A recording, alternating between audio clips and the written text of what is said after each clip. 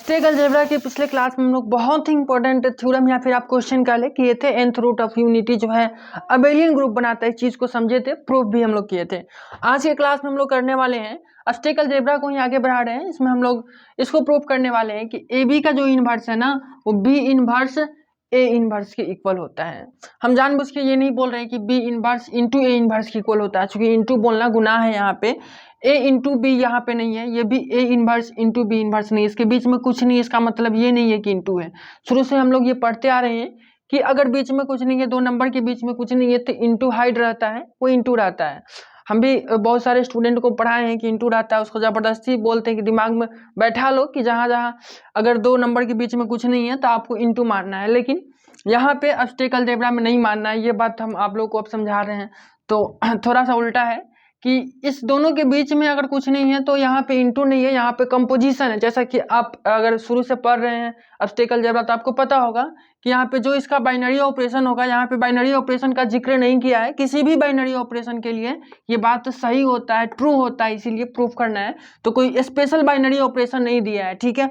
तो इस जी का जो भी बाइनरी ऑपरेशन होगा वो यहाँ पे होगा, वो प्लस भी हो सकता है, माइनस भी हो सकता है, मल्टीप्लाई भी हो सकता है, कुछ और भी हो सकता है, ठीक है। तो यहाँ पे हम लिखे नहीं है, बुक में भी नहीं लिखता है, क्वेश्चन जो आपको मिलेगा उसमें भी नहीं लिखा रहेगा, तो हम लिख करके आपको कंफ्यूज नहीं करना चाहते हैं। लेकिन आपको यहाँ समझना है कि यहाँ बाइनरी ऑपरेशन स्टार या फिर बाइनरी ऑपरेशन को ऐसे भी लिखते हैं तो वो भी हो सकता है। यहाँ पे इंटू नहीं है, बस ये समझना है, ठीक है। तो इस क्वेश्चन में हमको प्रूफ करना है कि ए बी का जो इनवर्स है ना वो बी इनवर्स ए इनवर्स की इक्वल होता है। जहाँ पे ए बी क्या है तो ए और बी इस किसी सेट जी का मेंबर है, और यहाँ पे ये जो जी है वो केवल सेट नहीं है, वो ग्रुप बनाता है। आप इसको कह सकते हैं कि जी ग्रुप का मेंबर है, ठीक है। यहाँ पे बाइनरी ऑपरेशन कुछ भी हो सकता है, तो ये चीज प्रूफ करना है। ये क्वेश्चन बार बार एग्जाम में पूछा जाता है, हर एक साल 2 साल गैप करके पूछ लिया जाता है। जैसे लास्ट टाइम ये 2013 में, 15 में, 18 में और 20 में पूछा गया है, तो आप समझ सकते हैं कि कितना ज्यादा इंपॉर्टेंट क्वेश्चन है।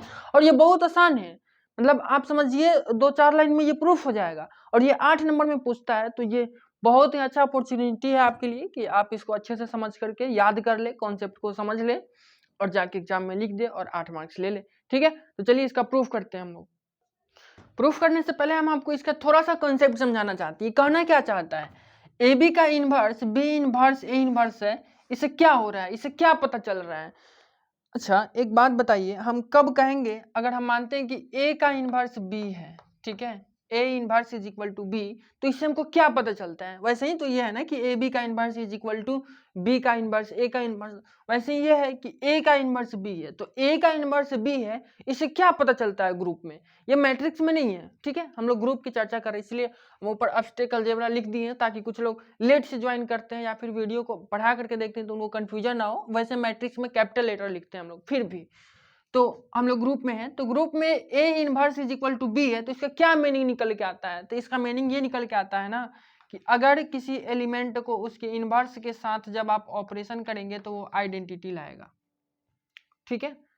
तो ये इसका बात हुआ, लेकिन इसके साथ एक और बात होता है कि इसको आप प्री अटैच किए, पोस्ट अटैच भी आप कर सकते हैं।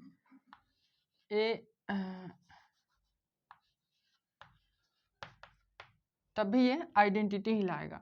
ये हम लोग एग्जिस्टेंस ऑफ आइडेंटिटी एलिमेंट में पढ़े हुए हैं, जानते हैं कि अगर ए इनवर्स बी का जो ए का जो इनवर्स है वो बी है, तो ए इनवर्स इंटू नहीं, ए इनवर्स कंपोजिशन या फिर बाइनरी ऑपरेशन, मतलब ए इनवर्स का ऑपरेशन बी के साथ करेंगे तो वो आइडेंटिटी देगा, और फिर इसको बी को ए इनवर्स के साथ ऑपरेशन करेंगे तो भी आइडेंटिटी लाएगा। यही बात हम समझते हैं।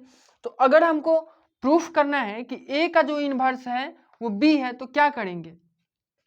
अच्छा यहाँ पे ए इनवर्स लिखना सही नहीं होगा, ए का इनवर्स ना है बी, ठीक है।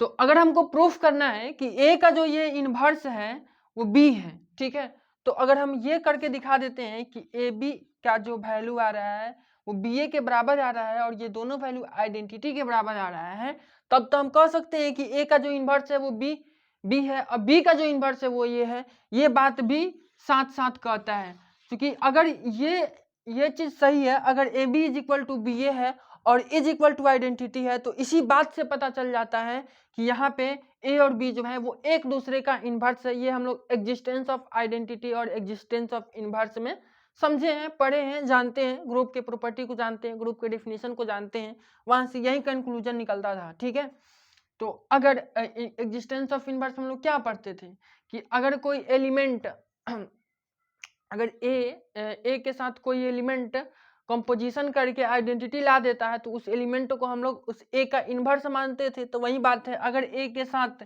कोई बी अटैच होकर के आइडेंटिटी ला दे रहा है और इस बी के साथ फिर वही ए अटैच होकर आइडेंटिटी ला दे रहा है तो ये दोनों एक दूसरे का इन्वर्स कहलाता था। तो हमको यहाँ यही प्रूफ करना है कि ए बी का जो इन्वर्स है ना वो बी इन्वर्स ए इन्वर्स के इक्वल है। तो हम ये दिखा देते हैं कि ए बी जो है ना, ए बी इसको बी इन्वर्स और ए इन्वर्स के साथ जब हम लोग अटैच कर रहे हैं या फिर बी इन्वर्स ए इन्वर्स को ए बी के साथ अटैच कर रहे हैं तो ये आइडेंटिटी ला दे रहा है। ठीक है, इस दोनों का वैल्यू जब आइडेंटिटी के इक्वल हो जाएगा तो हम लोग ये मान के चलेंगे कि ये दोनों एक दूसरे का क्या है, इन्वर्स है। तो यही बात हम लोग प्रूफ कर देते हैं। तो एक पक्ष को लेते हैं, इसका वैल्यू निकाल के देखते हैं आइडेंटिटी आता है कि नहीं, फिर इसका वैल्यू निकाल के देखते हैं आता है कि नहीं। अगर आ जाएगा तो तीनों को एक लाइन में बोल देंगे कि चूंकि इसका वैल्यू आइडेंटिटी आ गया, इसका वैल्यू आइडेंटिटी आ गया और ये तीनों इक्वल हो गया, इसलिए ये दोनों एक दूसरे का इन्वर्स है। और यही बात हम लोग को क्या कर देना है, प्रूफ कर देना है। तो ये कॉन्सेप्ट समझना बड़ा ही थोड़ा सा लोचा वाला बात होता है, इसलिए पहले हम आपको क्लियर कर दिए क्या कर रहे हैं और कैसे करेंगे वो आगे हम समझाते चलेंगे। ठीक है, तो चलिए हम लोग इसका सॉल्यूशन करते हैं। सॉल्यूशन में सबसे पहले ये चीज हम लोग लिख लेंगे जो गिवन है। सबसे पहले लिख लेंगे टू प्रूव दैट, लैंग्वेज अच्छे से लिखना है क्योंकि क्वेश्चन छोटा है तो पेज भी भरना चाहिए। टू प्रूव दैट हम लोग को प्रूव करना है कि ए बी का जो इन्वर्स है वो बी इन्वर्स ए इन्वर्स के इक्वल है for all A B belongs to G. ये इसके बाद नीचे नहीं लिखना है, एक साथ लिखना है, मेरे पास इधर जगह नहीं था इसलिए नीचे लिखे हैं। ठीक है, एक साथ होता है for all A B belongs to G. ठीक है, अब इधर लिखते हैं। चलिए, तो इधर क्या लिखेंगे, वी हैव ए बी। ठीक है, अब बीच में है ऑपरेशन, इनटू मत समझिएगा, A B operation B inverse inverse, देखते हैं क्या आता है। ठीक है, तो अब बताइए, क्योंकि पहले से हम लोगों को पता है कि यहाँ पे ये जो है जी है ये ग्रुप बना रहा है तो ये चार प्रॉपर्टी को तो फॉलो करेगा, ये हम लोग को पहले से पता है। तो उसमें एसोसिएटिव लॉ भी तो आता है, तो एसोसिएटिव लॉ का हम लोग फॉलो करते हैं, एसोसिएटिव लॉ को फॉलो करते हैं। तो ए और इस दोनों को ब्रैकेट तोड़ते हैं। ठीक है, इस दोनों को एक साथ करते हैं बी और बी इनवर्स को। ठीक है, और उसके बाद इसको रखते हैं ए इनवर्स। ठीक है, और ये कहाँ से ये काम किए हैं, तो एसोसिएटिव लॉ से, फॉलो यूजिंग एसोसिएटिव लॉ हम लोग लिख देंगे। ठीक है,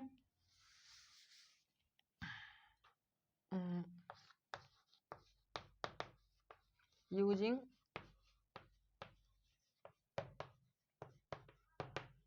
एसोसिएटिव लॉ, ये सब लिखना जरूरी है, ये सब छोड़िएगा मार्क्स कटेगा। ठीक है, उसके बाद अब देखिए हम लोग क्या करते हैं। अब देखिए ए है तो ये रहेगा, अब बी का इनवर्स है तो बी को बी के इनवर्स से अटैच करेंगे तो क्या होगा, आइडेंटिटी देगा, तो आइडेंटिटी लिख देते हैं। ठीक है, और उसके बाद क्या है, ए इनवर्स। चलिए, अब बताइए आप इसको आप चाहें तो लिख सकते हैं from existence of identity element, या फिर सिंपल आप लिख सकते हैं क्योंकि B inverse is equal to identity. ठीक है, ये दिख रहा होगा। इसके बाद अब देखिए ए इंटू आइडेंटिटी, इस दोनों को एक साथ देखिए, ए इंटू सॉरी इंटू नहीं, ए को आइडेंटिटी के साथ जब हम लोग कंपोजिशन करेंगे तो ए ही आएगा, तो इसको भी लिख लेंगे चूंकि ए ई इज इक्वल टू ए। ठीक है, अब देखिए ए को जब ए इनवर्स के साथ अटैच करेंगे, ए को जब उसके इनवर्स के साथ कंपोजिशन करेंगे तो क्या देगा, आइडेंटिटी देगा, क्योंकि बी और बी इनवर्स, सॉरी ए है तो ए ही लिख देते हैं, A inverse equal to identity. अच्छा, जो A inverse is equal to identity लिखे हैं, यहाँ B inverse is equal to identity लिखे हैं, इसको आप एग्जिस्टेंस ऑफ इनवर्स एलिमेंट भी लिख सकते थे, जैसे यहाँ यूजिंग एसोसिएटिव लॉ लिखे हैं। ठीक है, तो ठीक है, इसका जो वैल्यू आ गया वो आइडेंटिटी आ गया, आप इसको इक्वेशन नंबर 1 मान लीजिए। ठीक है, कोई दिक्कत नहीं। अब हम दूसरे पार्ट को करते हैं, इसको उलटते हैं, इसको पहले लिखेंगे, इसको बाद में लिखेंगे। ठीक है, और फिर देखते हैं क्या आता है। तो इधर मिटाते हैं।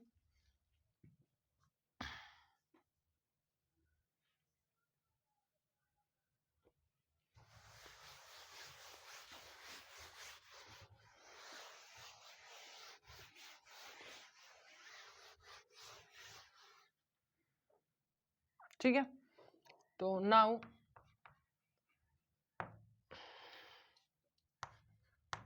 बी इनवर्स ए इनवर्स को इधर रखते हैं और इसके साथ ए बी को अटैच करते हैं। ठीक है, तो क्या होगा देखिए, फिर हम लोग एसोसिएटिव लॉ का यूज करेंगे और ये ए इनवर्स ए हो जाएगा और इधर हो जाएगा बी। ठीक है, कहाँ से हुआ है, तो using associative law.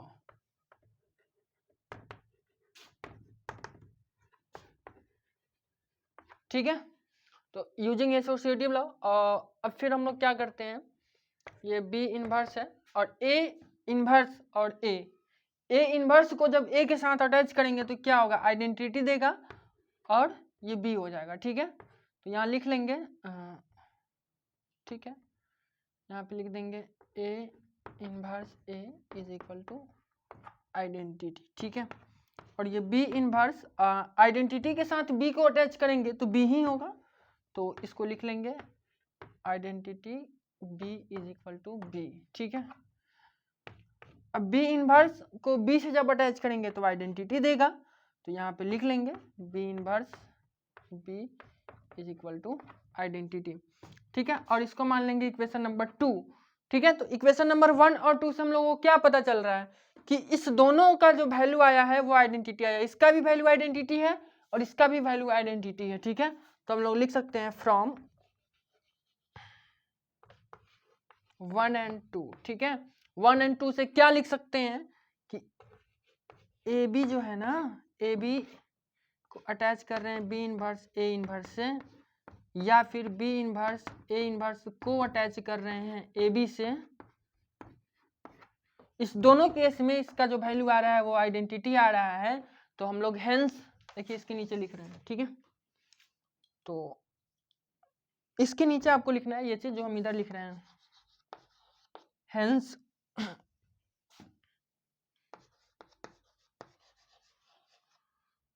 Inverse of A B is B inverse A inverse. ठीक है, इसका मतलब क्या हुआ, लैंग्वेज में जो लिखे हैं कि inverse of A B is B inverse A inverse, that is A B inverse is equal to B inverse A inverse. Proof यही चीज हम लोग को प्रूफ करना है। ठीक है, उम्मीद है आपको अच्छे से समझ में आया होगा। कुछ नहीं है इसमें, बहुत ही इजी है, चुटकियों में बन जाएगा और 8 मार्क्स आपका कंप्लीट करा देगा, बहुत ही आसान है।